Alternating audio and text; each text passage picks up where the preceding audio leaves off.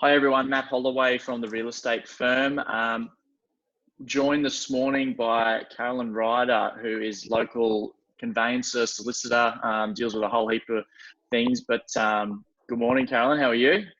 Good. How are you, Matt? Yeah, really good, thanks. Why don't you give everyone a bit of an introduction to yourself and a bit of background? Sure. So I've been a solicitor since 2003, which is eons ago. It feels like it at the moment. I first opened a law practice in Shaler Park in 2014, working from home. So I'm a local resident. We moved to Cornubia at the end of last year, and I've got children walking into the room with a dog. That's all right. She's gone to see Blair, my assistant, who's also working from our home office. So yeah, welcome to working from home. This is what it's going to be like for the next 6 months. Everyone's the same. Don't worry about it. It reminds me of that video, you know, that guy that was doing the interview with the BBC. Baby comes in. I had the same conversation with someone else just before. Yeah, and mum comes in and pulls her out. Yeah, everyone feels the same, I think. So. But yeah, I don't think there'll be the mum pulling the kid out anymore. We'll all just say, oh, don't mind them. We're just all working from home. It's business as usual. Bit more relaxed, so it might be a good thing. But yes, so I run a small law practice in the Logan area. We have an office within the Dickinson's Accountants building on the Highway Service Road at Logan Home. But understandably at the moment with COVID-19, we are working from our home-based office predominantly because that office is closed to appointments and things like that. So in January, we set up a home-based office here, very fortuitously, it turns out, in Cornubia. And our business is now entirely cloud-based. So that was a very good decision to be in January now in current circumstances. So for us, apart from sort of limiting face-to-face appointments with clients, it's very much business as usual, and we are very busy. We are still settling property transactions. People are still buying houses. In fact, the 20th of March was one of the busiest days for new contracts in our practice. I think we got through about 4 or 5 on that day, which is not typical. So I'm not...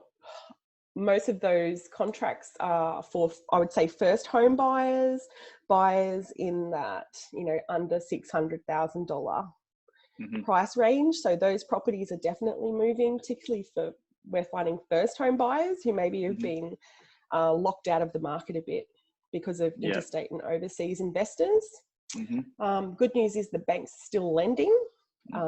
Loan documents are still being issued, but we're finding approvals are taking longer to come through. So we used to find that like a 14-day time frame was really tight to make. Even these days I'm seeing 21 days is difficult. So it's just something to keep in mind. Banks are having a bit of a backlog with valuations. So if a property needs a valuation, there's a hold up. We're finding this week in getting some of those booked. So something to keep in mind is that we all need to have longer contract conditions and be a bit more flexible. The Law Society, so they're the organisation of which I'm a member, and they register solicitors to practice in Queensland, are being very helpful in issuing guidelines to us and trying to give us information on how to practice through difficult times. Their advice is the current standard conditions of the REIQ contract that we use to settle transactions don't really deal with the COVID-19 situation until like a government declaration is made. So we're kind of asking clients to contact us before they sign a contract so that we can try and put a special condition in that deals with the unknown. And this is like a very novel event, so we're not really trained to deal with a pandemic, and the contract hasn't been tested in a court, you know, in a pandemic situation. So we're all just trying to put something together as quickly as possible. So yeah, we have a Yeah. special condition that I've had a go at drafting that I'm trying to get clients to put into a contract. It doesn't allow anyone to pull out of the contract, but it says, hey, we're all going to work together in a nice way to try and reach the mutual goal that we've got of, you know, you selling and me buying. But if the bank won't turn up or the titles office closes, we'll all just work around that and negotiate reasonably. Yeah, cool. So okay. that's kind of what we're doing with that side of the business with conveyancing. So all of our searching is conducted online. We've very rapidly arranged to be able to conduct settlements by PEXA. So PEXA is the online settlement platform that is the most common one in Queensland. There are some smaller ones coming up, but PEXA is the largest player. The process for sort of registering as a practice in PEXA does take some time. So we have scooted around the requirements by appointing our settlement agent, InfoTrack, as our PEXA agent, and they're ready to go like from now to settle transactions for us. They operate a trust account, so they are a law practice, so clients can safely deposit money with them, and they're one of the largest players in the industry, so very trusted. So yeah, we'll be settling our first PEXA transaction, I think, in May. At this stage, a lot of our contracts are not 30-day contracts. At the moment, they're 45-day, 60-day, and on and on. Which is good. So thank you, agents, for giving us longer settlement time frames. So yeah, we usually meet with clients face-to-face to verify their identity. That's a requirement for any property transactions that involve titles office documents. That's no longer needed. With PEXA, we can do an online verification of identity process for our clients now. So they get sent a link and they upload their ID, and then they record a short video and it verifies their identity without us having to meet face to face.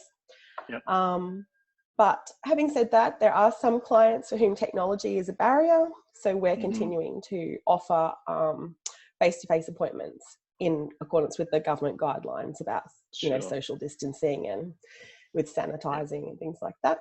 So that's kind of a perk of living and working on acreage, is that we have lots of space to meet with people here, and we're offering, you know, driveway appointments to people. So and in the case of elderly or isolated people, I can still visit them at their homes as well. So that's a service we're offering at no charge to clients during this difficult time. So yeah, that's how we're dealing with conveyancing. Wills and estates is ticking along, as you'd imagine, in a time of social uncertainty. People often get around to preparing a will when maybe they've put it off before.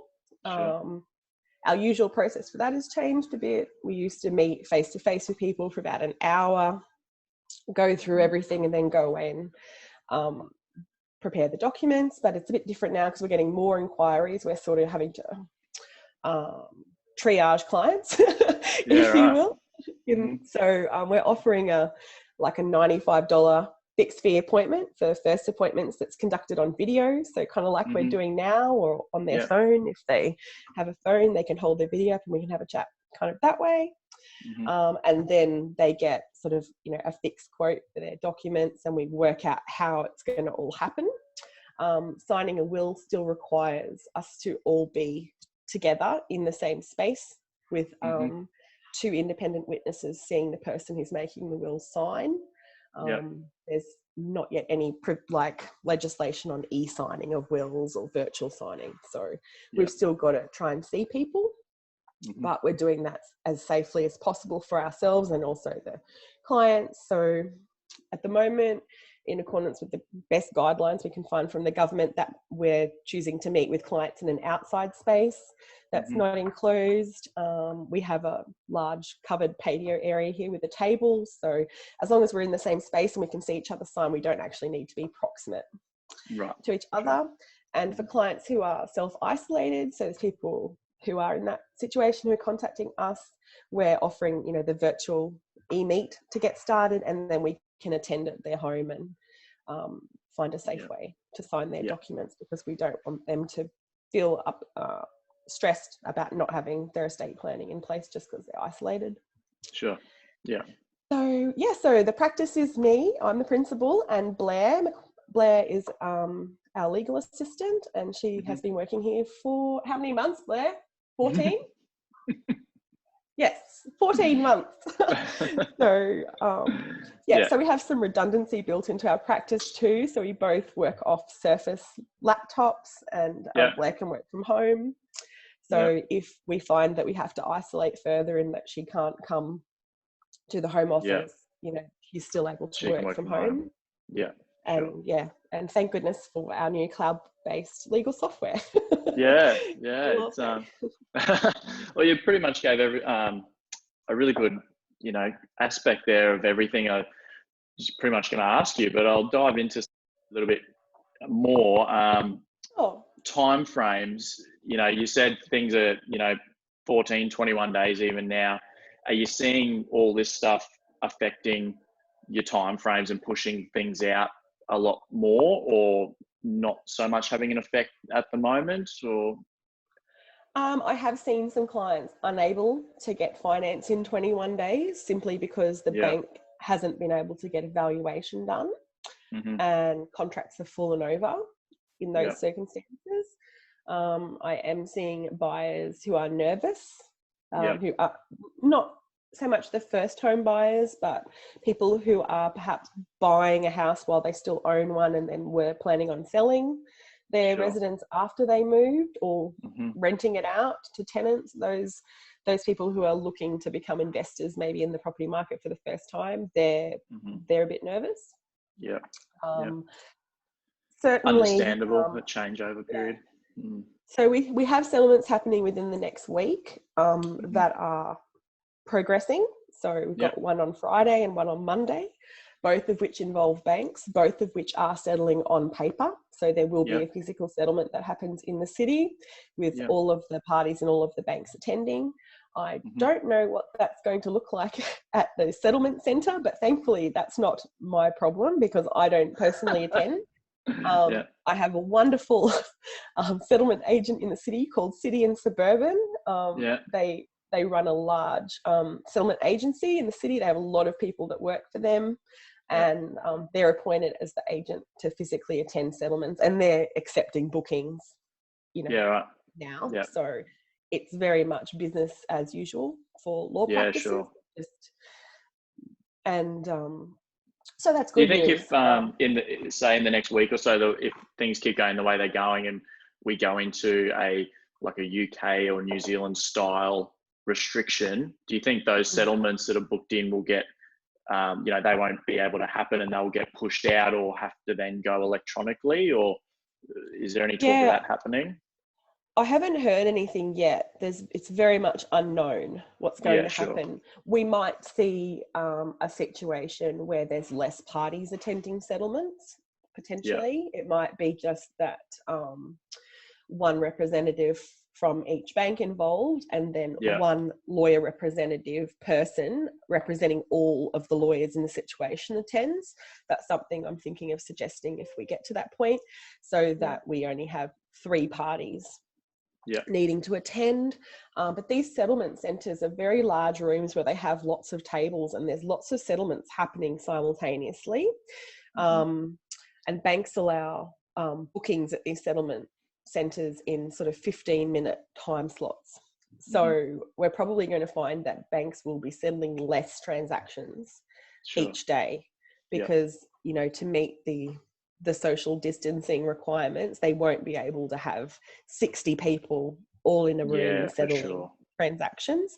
So I think we'll probably get some direction that transactions that can be settled electronically should be settled electronically, and the ones that can't will still have to happen in a creative kind of way.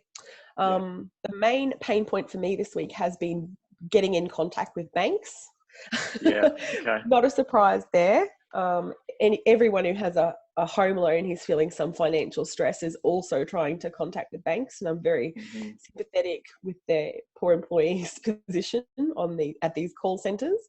But we're finding so solicitors have a hotline usually for banks that we can ring to deal with settlement arrangements and settlement bookings and changes and questions and things like that. And the wait times on those phone lines are very, very long. So, for example, with Westpac this week, every time I tried to call their solicitor's booking line, I was on hold for about 90 minutes. Before I even spoke to somebody who I think was in a call centre overseas, and that was just to leave a message that I needed a call back. Yeah, right. Wow. Yes, so that's been fun. Fair enough. Yeah. But by contacting business bankers, they seem to be able to, they're still working at getting deals happening. So we had a business banker come to our rescue yesterday from Westpac, and after putting out the call for help, our matter was suddenly able to be booked online and not on the phone. And it's all been booked in. The banks sort of, opening up that online booking system for us. Yeah. So that's good. That's good. So you mentioned before, interesting times. very, very interesting. You mentioned before a few people being nervous with, buying property. Are you seeing that translate to contracts falling over, people pulling out altogether, or are you able to reassure them and keep them on track just with a bit of nerve in there? How's that looking? Yeah, so we do commercial property work here. So we do leases, business sales, commercial property purchases of investment properties or for occupation by businesses. So we do a bit of that. Those deals aren't happening now. So we've had a few of those.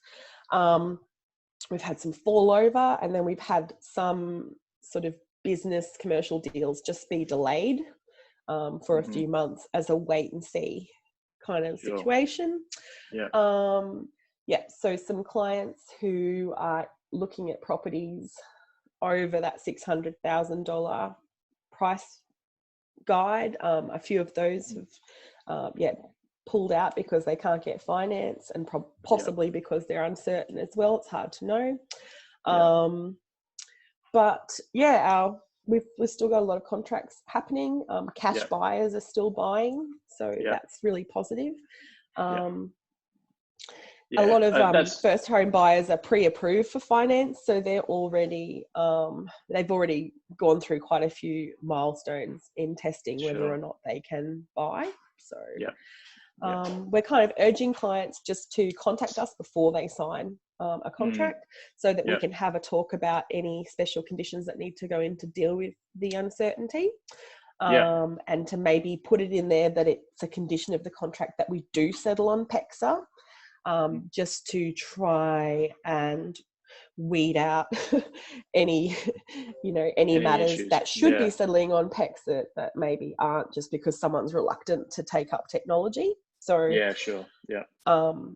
that's something I'm asking people to do, and we always offer for our home buyer clients a chat before they sign, where I have a quick look online at the local council's planning records, just to see if the property is zoned properly, and if there've been any extensions or renovations to the property that they have council approval. And in Logan, a lot of that information is just freely available online. So we check that the big shed has approval, and that the patio has its final inspections, and if someone's added on a living room and bathroom, that there are the plumbing approvals there for all of that.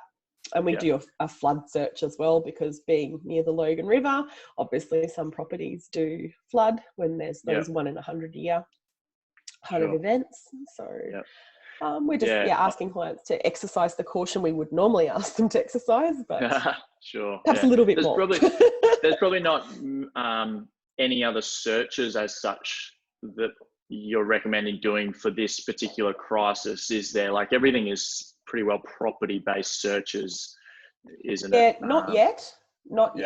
I think maybe in the next few months, with financial uncertainty perhaps of like our vendor clients, we might start recommending that we do some bankruptcy inquiries Yeah, right. Mm-hmm. on sellers before we sign contracts. We're not there yet, but if we start seeing, and you might be able to help let me know when this time is coming, but if we're seeing a lot of increased stock coming onto the real estate market because of that financial stress, and people are sort of heading in the direction of perhaps bankruptcy, and it's really difficult to even talk about that, but we kind of have to pre-plan for what things might look like in 3 months, 6 months, etc. Unless the government announces some relief for home loan payers, and I'm hoping that they do, so that this situation doesn't happen. But if it doesn't, we might have to do some extra checks that way, just to make sure that our contract's not going to be frustrated by. And I was going to ask you, are you doing any additional clauses and terms and conditions you're putting in at the moment? And you covered that off before, so that's really interesting. Yeah, I'm trying to get them in. Clients don't always follow advice. Because people just want to get deals done, and sellers are maybe a bit nervous about having some newer kind of clauses in there. So they're not getting put into every contract, but I'm not. It's something we're looking at. Not super nervous about it, because I'm finding that the law profession are quite collegiate anyway in terms of dealing with each other. We're professionals, and it's a requirement ethically that we behave civilly to each other. So I'm finding probably an increased level of friendliness between myself and colleagues. We're all in it together. We all want to survive, and we don't want to come out the other end looking like we behave badly. So I think wherever possible, we'll try and work together, even if we don't have these special conditions in a contract, just to keep deals alive for clients and make things happen. But as always, we act for our clients, and if we have a client who's in a stressful situation and doesn't want to proceed with the contract, and there's a way that we can get them out of it, rest assured will be exit stage left for them, if that's what people need, because ultimately that's my duty is to the court and the client, and I've got to do the best job for them. And if someone else feels a bit sad about it, well, sometimes that's life. That happens. Of course. It happens. It's just business. That's it. You mentioned before you do a fair bit of commercial stuff as well. Are you getting clients commercially calling you about their leases at the moment? Do you having dealt with a bit of that with all these closures coming in? Is what's happening there? So Monday the inquiry started coming, and last night I've reached out to all of our small business clients, letting them know that we're offering free and confidential chats about leases, business, and just life. So being a small business, we rely on repeat customers. So it's commercially a good thing to do, but it's also just a nice thing to do as a human. Because sometimes it's difficult when you're a business owner and you're keeping the whole ship afloat to admit that you're struggling. And we certainly aren't counsellors, but lawyers have always been a trusted point of contact for the community and business owners. And even if I can't personally help people with their problems, I have around me a network of fantastic accountants, business advisors, DeJong Reed, who work on the floor below me in the Dickinson's accountant building, are business advisors who deal with struggling businesses heading down the chute. And they can help provide that specific business advice. So I can refer them to Darren, who works there, who's been great for clients of mine in the past. So, we've got this network of people around us, and real estate agents and mortgage brokers like our contact Marianne Elliott, who we both work with from 360 Mortgage Solutions.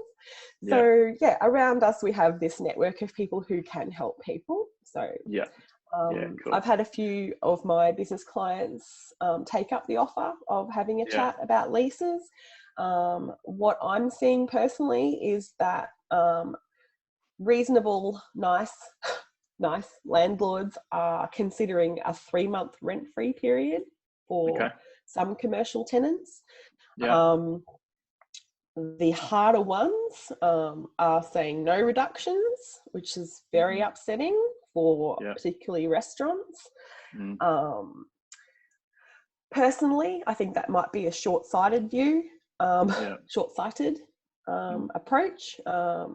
As a landlord, if you've got a tenant with a 5-year lease or a 3-year lease with options, you want them to come back at the end of this trading and paying you rent for the remainder of the term. You want them to survive so that they can pay you.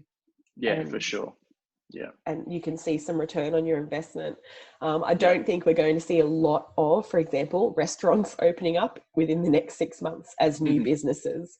It will be, the ones that can survive will survive like phoenixes rising out of the flames. So if you've got a restaurant client, landlords, please look after them. We do need them to come back. So yes, we're starting those negotiations.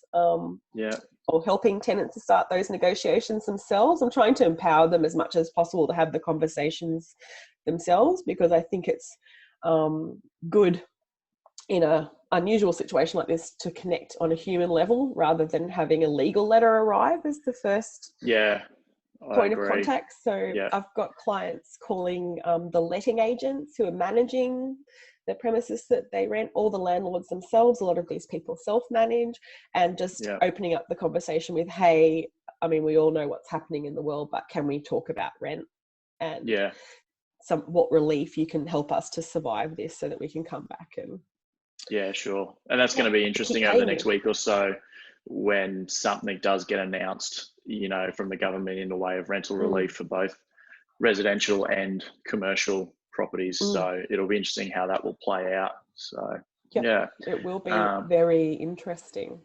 So can I ask you some questions now? Yeah, for sure. Fire away. So have you had any new listings this week? No, not this week. We've actually seen a couple people push things or put it on hold for the minute for various reasons. But and I suppose a little bit of our advice as well has been that while we can still operate and transact property, let's just give it 2 weeks. Let's just, if you don't have to do it right now, let's just give it 2 weeks, because we're sort of getting to that time frame with Easter as well, which traditionally is a bit of a break in the calendar. We were sort of going, all right, well, let's just get to Easter for the minute and see what happens. And then, we're taking this day by day as of, the other night, where now we can't do open homes and on-site auctions and stuff like that. That's a few more restrictions, which we have to sidestep and, just pivot on. So we're sort of saying to people just cautiously that, let's just hold for the minute if you can, if you don't need to do it right now, and we'll just see. Because everyone, it's the time frame which all this is going to go on for.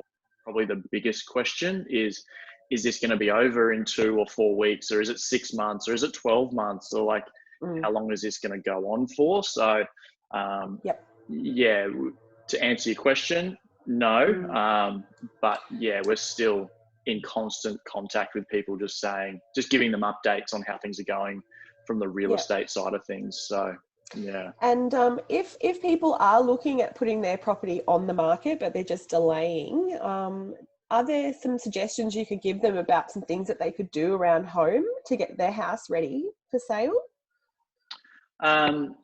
For the actual, like, getting it prepared for sale, or because we've got people working from home and maybe out of work or at home, are there some easy tips that you could give them about maybe decluttering or how to get their house ready to present for sale that might save some time when it is ready, like when it is time to list? I was actually just having this conversation with my wife, saying if we do go into lockdown, it's a good chance to do some of those things around the house. And I thought, well, we might not be able to go to Bunnings and pick things up that we need, so we might have to do a bit of a list now instead of waiting. But look, a couple of things, like easy suggestions straight off the bat, and it all varies depending on the person in the house and whatnot, but decluttering, of course, is a big thing. So typically it's anything you're not using on a day-to-day basis, store it away, or, you know, pack it up and get it out. Like, you want the property to present as uncluttered and not full of stuff. And that will help everything look bigger, cleaner, all the rest of it. And then, like, your personal items and things like that, you know, we recommend you taking down your family photos and stuff like that, just as a general tip. So the decluttering, for sure. A coat of paint always goes a long way, just to freshen things up. That's probably the easiest form of renovation, I suppose. And are you a fan of Dulux Antique White USA, or are you more of a a grey toned white? I'm more of a cool blue, white sort of, but, you know, book on white, isn't there? Like, you can't just get white anymore. But yeah, certainly, you know, with that, we recommend your neutral colours. You don't want, I suppose, any loud out there colours for people. Make them make those decisions after they buy and move in. So not purple. No, well, look, in the right setting, it can work. But yeah, just for the actual presentation of the property being nice and clean and modern, that usually goes a long way. Fresh coat of paint. Then, like, landscaping is also a big thing. So starting from the front yard, you know, your street appeal, how people are going to view your property when they drive up to it. And that's a bit of decluttering as well in the garden. So getting rid of your weeds, your overgrown bushes, trimming things back, and making sure that they present well, and, you know, trying to get your lawn up to speed and whatnot if you can. And, you know, same out the backyard, you know, trimming your trees and making sure everything there is good. And then, look, if you do have to do any renovations, then you have to take those on board as they come. So we probably aren't recommending people go and, you know, do a whole new kitchen or a new bathroom unless it's really needed, or unless it suits the rest of the house. You know, if you're putting a kitchen in a 1980s house that doesn't, you know, leave that for someone else. The coat of paint, leave them to complete the project. Yeah, you know, if you're going to go and spend $1,000 on the kitchen, you know, is that going to stack up financially in the whole scheme of things? So, you know, there are some small renovations. There are some small renovations you can do to bathrooms and kitchens and whatnot, and, you know, case by case, I suppose. But they're probably the biggest things. The decluttering side of things for a lot of people can often take 3 months in itself. Like, people have lived in a house for years. They have accumulated so much stuff that can often be very time consuming. So if you're at home and have a bit of time on your hands, certainly start there, and a bit of painting, and then we can offer any advice around staging and getting it ready. Final tips. We have a staging business as well that we we help with all that stuff. Sure, if anyone needs any further advice and last minute tips, absolutely happy to help. That's wonderful. And a lot of those tips are free, which I'm very pleased to hear, because you know, people are struggling, and even those who aren't struggling feel uncertain about spending money, I'm finding at the moment. So you know, decluttering costs nothing. I'm sure that you could find some boxes to borrow or hire from a friend. So it doesn't cost anything to pack things away. So that's really they're great tips for people. And so can you tell me a bit more about who works in your business? Is Stacey Holloway, is she your partner? So Stacey is my mum. So it's up, and then my wife is involved with you know, the admin side of things, not as a client facing agent, but so it's just myself and Stacey. I've been in real estate for about 9 years now, and Stacey's been 30 odd years. So we were both working at different agencies, and I've had experience in the past with commercial leasing and selling and sort of around the city and whatnot. And then great. about 18 months ago, we sort of went, all right, now's a good time to do this, and partnered up and got it all off the ground, and have been going since then, and been quite a ride getting it. We're not a franchise, we are completely boutique, started from scratch, the entire brand. So that's a whole thing in itself, getting your branding all together, as you would know. And then, so it's been really good so far. Excellent. And does Stacey have a home office that she works from as well? She does, but we've got the home office here at my place set up for, like, we've got 3 desks in this room set up. So she'll come over here and we work out of here, but she does work from home as well. Yeah. Great. So it's very much business as usual for your clients as well, which is really reassuring. Yeah, as much as possible, for sure. We've been on the phones all week, basically, with all the clients, the property management side of things, our tenants, owners, people we're on the market with as well, just advising them as much as we can, reaching out to see if anyone's been directly affected by any of this and how we can help. But great. Business as usual as much as possible. So, we're just grateful that we haven't been shut down and things like that. We're one of the lucky ones by the sound of it. So for now. For now, yeah. So, but, I'm hoping they don't shut us down. Goodness me. Well, I'm pretty confident we'll be able to stay operational in some form, because housing is an essential need. Everyone needs somewhere to live. So I'm sure there'll be some restrictions keep continuing to come in as we fight this thing. But I'm pretty confident overall that we'll get through it and it'll be all fine. Excellent. This has been a really nice way to start my working day. Probably the easiest conversation I'll have all day. So thank you for that, Matt. No worries, my pleasure. Thank you. Thanks for taking the time. You're welcome. Fantastic. So it's nice to meet you on video. Well, once we get through all this, we'll have to catch up in person and buy a coffee and go from there. But we'll link everything up. We'll link all your contact details up and everything in this for people if they want to reach out to Carolyn, especially as a local. Like you say, you're just in Cornubia there. So thank you very much. Just around the corner. Just around the corner. Thank you so much. Perfect. We'll talk to you soon.